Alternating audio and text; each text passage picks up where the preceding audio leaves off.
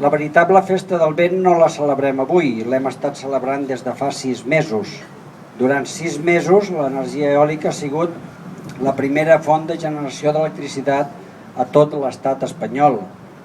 I això baixarà una mica a l'estiu, però l'any que ve tornarà a passar, i per tant aquesta contribució algun dia la societat i l'economia del país la reconeixeran i tornarem a disfrutar de tota aquesta feina que ja han fet. L'única llàstima és que queda molta feina per fer, hem d'instal·lar més megawatts d'eòlica, pel que això suposa pel nivell global, pel medi ambient i a nivell del país, per llocs de treball i per economia. El que s'està fent és un error econòmic. Esperem que a partir de demà, amb el permís del Consell de Ministres dels divendres, puguem girar la truita i puguem tornar a començar a construir en lloc de destruir una cosa que ens havia costat molts i molts anys. Jo crec que amb tot el que hem fet durant aquests anys, amb el que tenim instal·lat, amb l'energia eòlica generant més electricitat que cap altra font d'energia durant la major part de l'any, aquí se li pot ocorrir, aquí se li pot passar pel cap tancar una porta que el vent va deixar oberta a mitjans dels 90, molt abans, però de manera més rellevant a partir de mitjans dels 90. La porta està oberta, passa aire, hem de seguir treballant i hem de seguir celebrant tot el que hem fet i tot el que ens queda per fer. Per tant, gràcies altra vegada per estar aquí i quasi que per no tornar-vos a destorbar mentre estigueu menjant els canapés, ja mirem de fer tota la feina. Sabeu que no és una festa protocolària, però que no us salveu mai de que us digui 4 coses, i també, sobretot, de que donem un parell de premis a la tasca dels periodistes, que tan important és en tots els sectors, però especialment en el nostre, i que són persones que al llarg de l'any s'han distingit per les seves aportacions amb la seva feina periodística al món de l'eòlica.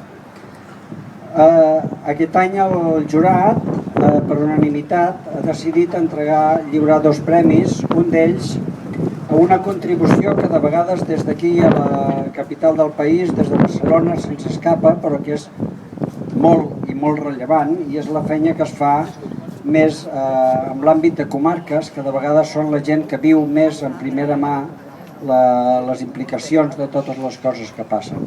L'Andreu Caral, al llarg de l'any, s'ha distingit per escriure i per fer un seguiment dels temes, no pas per escriure'ls quan són actualitats, sinó per anar fent un seguiment, jugant un molt bon paper, omplint més d'una vegada una pàgina sencera i intentant tocar una mica totes les tecles, de manera que gràcies a la seva feina els lectors del diari poden tindre una idea global, no del que ha passat aquell dia, sinó realment de què ha passat i què passarà i de tenir els temes posats a sobre la taula.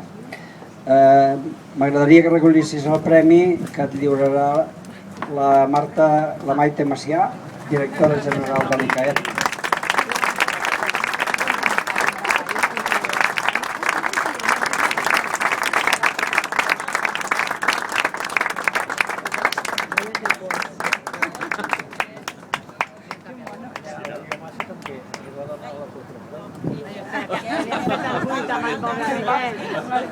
Amb el bafle.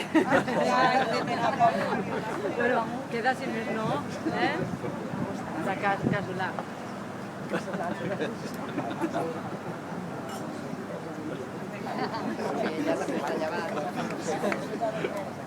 I l'altre premi que no... Sí. L'altre premi que no és pas un segon premi, sinó una categoria diferent, l'hem d'atorgar a una persona que s'ha atrevit amb una cosa que quasi ningú s'atrevia i que qualsevol que s'hagués atrevit estava condemnat al fracàs, possiblement excepte ell.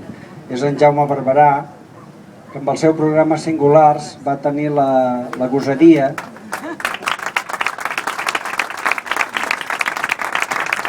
i jo crec que només la gosadia ja mereix un premi, però algú que es proposi explicar el rebut de la llum, encara que compti amb l'inestimable ajut d'en Pep Puig, realment és tot un repte. Feu a més al llarg de 50 minuts desgranant la història, intentant explicar el per què les coses són com són i aconseguir que al final del programa tots plegats ens pensem que ja en tenem d'energia, doncs la veritat és que és un repte que mereix ser premiat. Moltes gràcies, Jaume.